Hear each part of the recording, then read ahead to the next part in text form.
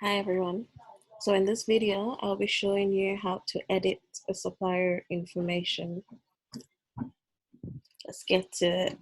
So, given that you navigate the orders and suppliers section of the nav bar, you go to the suppliers section.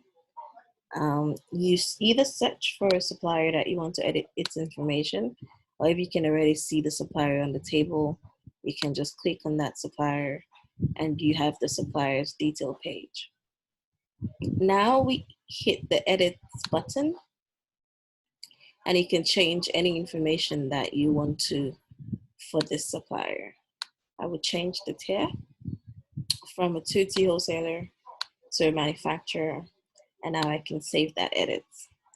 It tells me that an edit request has been sent for supplier PharmIQ Limited, and now to make that edit become reflective. So to make that edits reflect, because on here in the current version, the tier is still saying 2T wholesaler. So just as we add an individual supplier where we propose the supplier and then we have to request admin approval, we have to do the same thing here where if we're making changes to the supplier information, we need to propose that.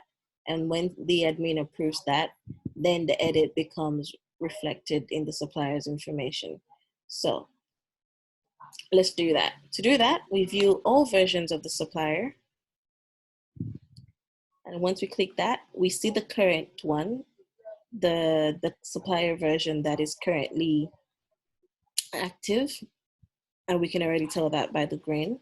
And we know that this was when, in this case, this is when the supplier was created. So now this is the recent version where you can just compare the time. And you see that status is pending. So if we go into that version, we see what has changed. And that would be on here where we change the tier from 2T wholesaler to now a manufacturer. So I can decline the edit, I can approve it, or I can make some personal edits on my own. But I'm going to approve the changes made.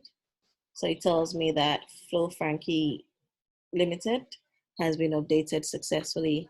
And when you come on here, you can now see that he's a manufacturer.